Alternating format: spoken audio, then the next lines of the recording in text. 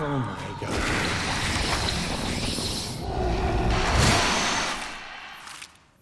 All right, horror fans and Umbrella Corp conspiracy theorists, buckle up. We're diving headfirst into the blood-soaked, laser-filled, undead world of Resident Evil, the 2002 film that jump-kicked a franchise into existence. You think you know this movie? Think again. Behind the scenes were abandoned scripts, melting zombie dogs, and a lead actress who literally chose her costume out of thin air. Here are 20 weird, wild, and straight-up chaotic facts about the movie that infected a generation of horror fans. Let's crack open the hive. Fact 1, George Romero was kicked off the project.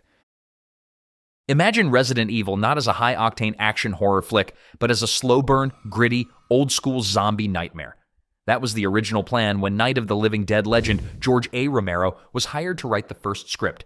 His version featured iconic characters from the games, Chris Redfield, Jill Valentine, and took place almost entirely inside the Spencer Mansion. It was atmospheric, loyal to the source material, and, well, way too much like a traditional zombie film for the studio's taste. Executives thought it moved too slowly and didn't have enough mainstream appeal. So they tossed Romero's script in the incinerator and brought in Paul W.S. Anderson, who rewrote everything with a faster pace, new characters, and a heavier focus on gunfights and explosions. Romero was understandably frustrated, but kept his ties to the franchise. He even directed a Resident Evil commercial for Biohazard in Japan.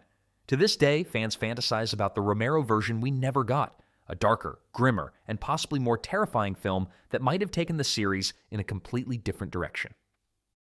Fact 2, the red dress was Mila's idea, and it became iconic. It became the symbol of Alice and the entire franchise. But here's the kicker. It wasn't even in the script. Mila Jovovich, who played Alice, came up with the idea herself. She wanted a look that would stand out visually against the sterile underground lab set and the grungy soldiers. The costume department was hesitant at first. Who wears a cocktail dress during a zombie outbreak? But Mila pushed for it, arguing that Alice was more than just a fighter, she was elegance wrapped in chaos. So they gave in, and the red dress was born. They had to make multiple versions for the film, each one tailored for specific action sequences, one for wire work, one for stunt doubles, one soaked in blood, one partially torn. By the time the movie hit theaters, Alice's red dress wasn't just wardrobe, it was a branding move. Fans cosplayed it, posters featured it, and game developers even added similar outfits into the later games. That single decision helped define a character and launch an icon. Fact 3. The laser hallway scene was inspired by a cult classic. The scene where the commando team gets sliced and diced by a laser grid. It shocked audiences and instantly became one of the most iconic moments in the entire film. But director Paul W.S. Anderson didn't pull it out of thin air. He drew direct inspiration from the 1997 sci-fi horror movie Cube. That movie also featured deadly, trap-filled rooms and a minimalist, claustrophobic vibe. Anderson loved the idea of a simple weapon turning into something terrifying with the right buildup. In Resident Evil, he took that concept and cranked it to 11. The laser hallway starts as a simple line, but as the tension builds, it splits into a full-blown grid that dices the final soldier into neat little chunks. No music, no over-the-top sound effects, just a horrible realization followed by silence and a body falling apart. What's wild is how they pulled it off. The final cubed man effect used a combination of prosthetics, digital animation, and clever cuts. Today, that scene is still referenced in other movies and games, and even people who haven't seen Resident Evil know exactly what that laser scene means. Fact 4, Michelle Rodriguez took the role way too seriously. Michelle Rodriguez didn't just play a badass in Resident Evil, she practically lived it. Her character, Reno Campo, was supposed to be the team's no-nonsense soldier, but Michelle wasn't content to just act tough. She trained hard, performed many of her own stunts, and insisted on bringing real intensity to every take, sometimes too much intensity. During fight scenes, she accidentally hit co-stars, knocked over props, and even bruised herself more than once. Crew members gave her the nickname Crash because she was always breaking something or someone. In one infamous moment, she dislocated her shoulder mid-scene, popped it back in, and kept going. Director Paul W.S. Anderson had to step in more than once to say, "Hey Michelle, you're not actually in a zombie apocalypse." But she didn't care. Rain was a warrior, and she was going to sell every single moment on screen. And she did. Her performance added grit, weight, and raw energy to the film. Even after her character's fate was sealed, fans clamored for more. That kind of devotion doesn't just show up, it punches through walls. Fact 5, the zombie dogs kept licking off their makeup. In a movie filled with CGI threats and practical gore, nothing freaked people out quite like the zombie Dobermans. But what you saw on screen, those snarling mutated dogs, was the result of some truly ridiculous behind-the-scenes chaos. The dogs weren't CGI. They were real Dobermans in specially made latex suits and prosthetics. Sounds cool, right? Except the dogs hated the makeup. They kept licking it off, chewing on it, and sweating so much under the hot lights that the latex started to melt. One dog even pooped in costume, ruining a full take. The makeup crew had to constantly stop and reapply everything, often using snacks and praise to bribe the dogs into standing still. And yet, despite the canine rebellion, the zombie dog scene became one of the most terrifying in the film. Alice's slow-motion wall kick, pure gold. It was one of the few moments that mixed practical effects, stunts, and real animal behavior in a way that felt completely out of control and totally unforgettable. Fact 6. Mila Jovovich and Michelle Rodriguez had real fights on set. When you've got two fierce women playing high-powered, weapon-wielding survivors in a zombie apocalypse, things are bound to get a little intense. And on the set of Resident Evil, Mila Jovovich and Michelle Rodriguez weren't just acting tough, they were living it. During the shoot, both actresses insisted on doing their own stunts, including hand-to-hand combat sequences and high-impact gunplay. But as the action scenes got more physical, so did the tension. According to interviews, the two stars had a few heated disagreements, especially during scenes where they had to physically grapple with each other. Mila later admitted that there were moments when Michelle hit really hard, and not always by accident. Michelle, ever the firecracker, said, "Mila gave it right back. We got bruised, but we also got respect," she said in a behind-the-scenes featurette. Despite the friction, the two actresses ended up forming a strange kind of battle-tested friendship, bonded through bruises and adrenaline. Their on-screen chemistry feels real because, in many ways, it was. They weren't just co-stars. They were two warriors, trying not to kill each other between takes. And honestly, it made the film better. Fact 7. James Purefoy was cut from the film mid-shoot. Before Eric Mabius stepped into the role of Matt Addison, another actor had already filmed a good chunk of the movie, British actor James Purefoy. He was cast as the male lead and filmed several key scenes, including early hive exploration sequences and dramatic confrontations with Alice. But somewhere along the way, things got bumpy. Reports suggest creative differences between Purefoy and Anderson, though neither side has ever spilled the full tea. Whatever happened, Purefoy was quietly replaced by Mabius, and production had to go back and reshoot all his scenes.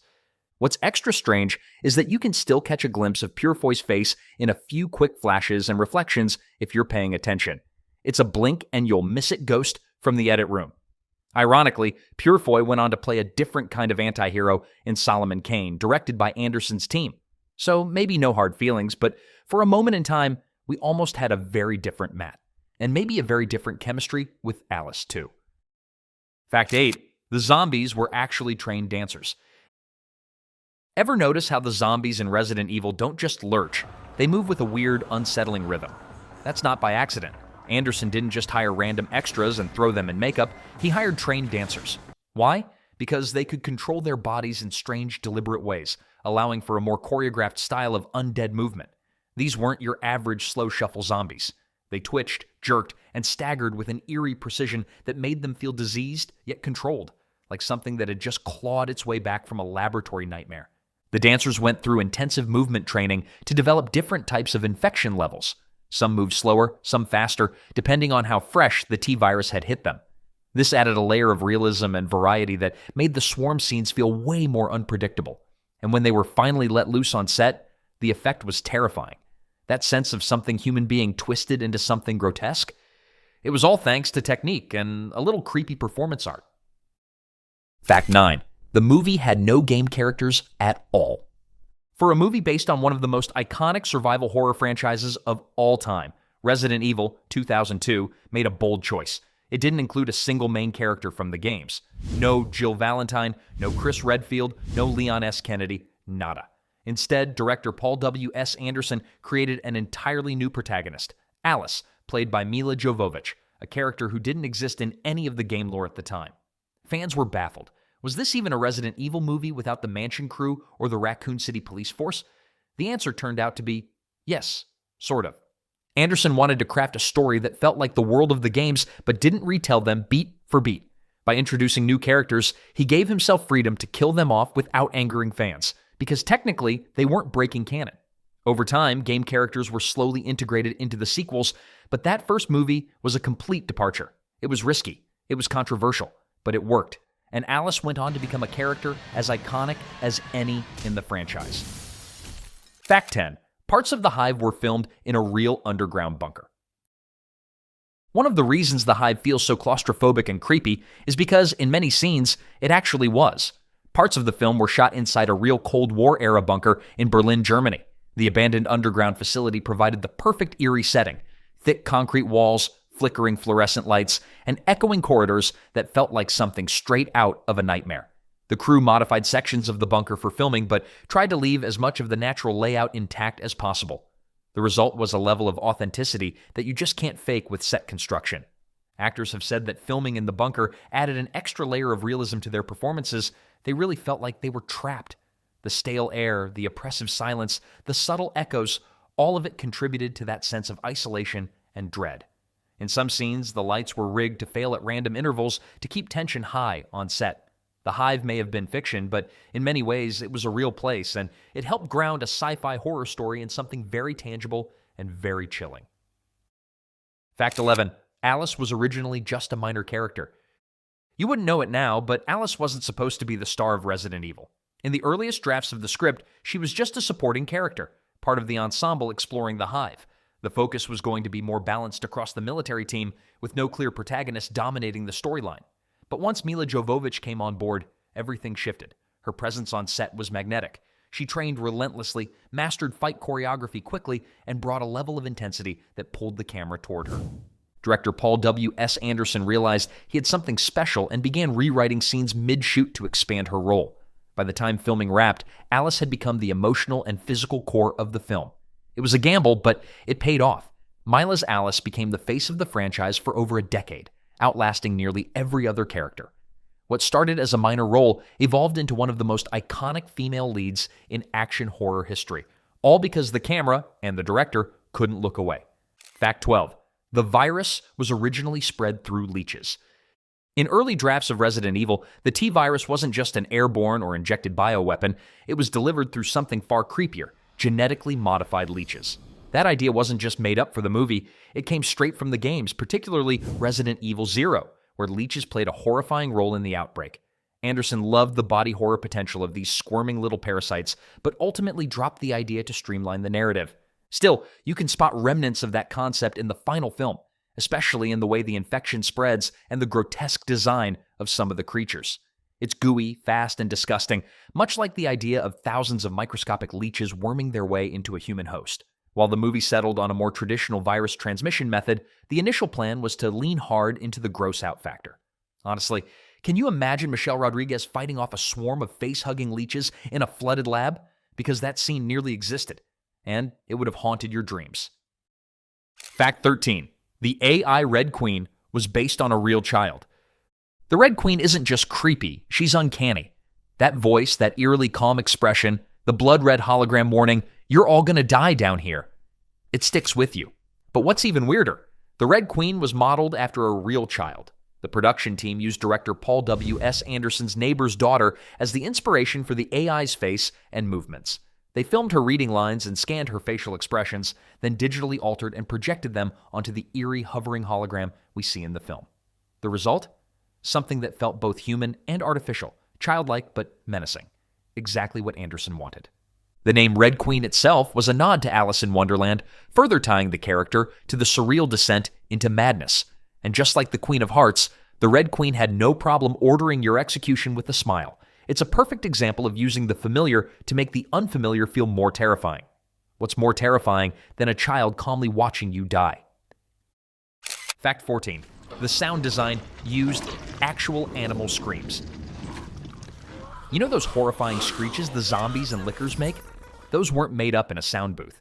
The sound design team went full mad scientist and used real animal recordings to create the inhuman noises. Pigs screaming, monkeys shrieking, and even slowed down recordings of hyenas made their way into the final mix. The idea was to root the horror in something primal, something your subconscious brain would recognize as wrong before you even knew why. That's why the zombie growls feel so bone deep. They're not Hollywood soundboard effects. They're distorted versions of real predator cries. One of the most disturbing moments was the liquor's first reveal. The sound team blended elephant roars with distorted camel grunts and overlaid them with wet suction noises to simulate the creature's mutated anatomy. It's disgusting. It's brilliant. And once you know what you're hearing, you'll never listen to those scenes the same way again. The terror isn't just visual. It's biological. Your ears know it before your brain does. Fact 15. The elevator scene wasn't in the script. One of the most shocking scenes in the entire movie happens right at the start. The woman trapped in the elevator shaft just as the doors close and slice. It's brutal, it's fast, and it wasn't even in the original script. The opening sequence went through heavy rewrites late in production because Anderson wanted a stronger hook to start the film.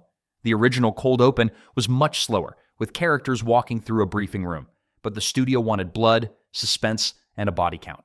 Fast. So Anderson cooked up the elevator sequence just weeks before filming. It was shot on a practical set, using hydraulic doors and clever camera angles to simulate the head-slicing moment. The actress filmed her terrified reaction against green screen, and the rest was movie magic. What's crazy is how iconic that scene became. It set the tone instantly. This wasn't your average video game adaptation.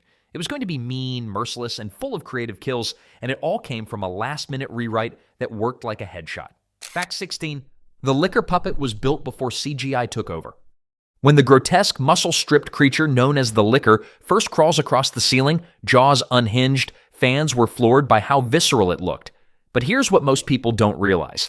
Before the CGI version we see in the final fight, the liquor was originally built as a full animatronic puppet. That's right, practical effects, cables, servos, and all. The creature team worked for weeks to build a life-size liquor model with articulated limbs, drooling fangs, and twitching muscle movements. It looked incredible in person, but under the harsh lights of the set and the limitations of movement, it wasn't terrifying enough on screen. Director Paul W. S. Anderson decided to use the practical version for close-up shots only and relied on CGI for the action sequences. But if you freeze-frame certain scenes, especially in the medical bay, you'll spot the real puppet lurking in the shadows. It's a relic from a time when filmmakers still believed in building monsters you could touch, and those few seconds of physical horror still pack a punch. Fact 17. Umbrella Corp's logo was inspired by a real pharma company. You've seen the Umbrella logo, the white and red biohazard-looking pinwheel that screams Evil Corporation. It's everywhere in the film, from the hive's walls to the security badges. But that design wasn't pulled out of thin air. The production team based it loosely on real-world pharmaceutical branding from the mid-20th century. One company in particular, Bayer, during its earlier years, used a simplified minimalist four-quadrant logo in red and white, eerily similar in tone. The filmmakers took that vibe and twisted it into something more sinister, building the entire Umbrella Corporation aesthetic around sterile, clinical evil. Even the font used in Umbrella's documentation was pulled from real drug packaging, giving the fake company a terrifying realism. That subtle detail helped sell the illusion that Umbrella wasn't just science fiction, it was possible. In a world of shady patents and biotech secrecy, Umbrella didn't feel like a comic book villain. It felt like something that could exist just beneath the surface.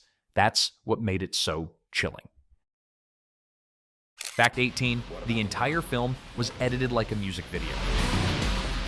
If you've ever thought Resident Evil feels like a music video on steroids, you're not wrong, and that's exactly how Anderson wanted it. The editing style, filled with quick cuts, dramatic zooms, and heavy rhythmic pacing, was directly inspired by early 2000s music videos from bands like Nine Inch Nails and Prodigy.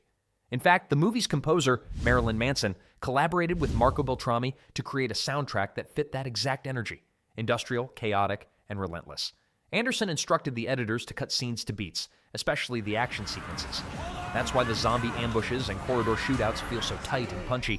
They're timed like fight choreography in a dance routine. Even the Red Queen shutdown scene plays out like a DJ drop before the lights go out. The result is a film that pulses with adrenaline from start to finish. It doesn't give you time to breathe because it doesn't want you to. It wants you disoriented, overwhelmed, and completely immersed in the chaos, just like the characters. Fact 19. The T-virus vials were made from Japanese cologne bottles. You know those sleek blue vials that contain the T-virus and its antidote? They look like high-tech medical tools from a future biotech lab, right? Well, not quite. The props team actually repurposed Japanese cologne bottles. That's right. The glowing crystalline tubes with the metal caps were originally designer fragrance containers. The crew discovered them during a location scout in Europe, stumbled into a novelty perfume shop and thought, these would make killer virus canisters. They modified the caps, added LED lights, and inserted a spinning internal element to give them a high-tech glow. The effect was so convincing that fans and cosplayers have been recreating the vials ever since. Even Capcom adopted similar designs in later games. Sometimes movie magic comes from the weirdest places, and in this case, a little spritz of cologne helped design one of the most iconic biohazards in horror history. Fact 20. The ending was reshot to set up a sequel. If the ending of Resident Evil feels like it suddenly throws open the doors to something much bigger, good catch because it wasn't the original plan. The final sequence, with Alice waking up alone in a ruined Raccoon City, grabbing a shotgun, and stepping into the street, was a reshoot. The original ending was more subdued, with Alice simply escaping the lab and collapsing. But test audiences wanted more. They wanted a taste of what came next. So Anderson went back, added the Raccoon City reveal, the Umbrella Corps lab, and Alice's transformation into a full-blown action heroine. It was bold, cinematic, and left people screaming for a sequel. That ending shot, Alice in a hospital gown loading a shotgun with the wind blowing her hair in a post-apocalyptic city, wasn't just a cool image, it was a promise. A cliffhanger that said, this was just the beginning. And that promise turned into 5 sequels, a global fan base, and a franchise that refused to die, just like its monsters. So there you have it, 20 weird, wild, and brain-munching facts about Resident Evil. From melting zombie dogs to cologne bottle bioweapons, it's clear this wasn't just a game adaptation. It was a chaotic experiment that somehow worked. If you enjoyed that trip through the Hive, don't forget to hit that like button, smash subscribe, and stay tuned. We've got even more cult horror deep dives coming your way. Until then, stay out of underground labs, and remember, you're all going to die down here.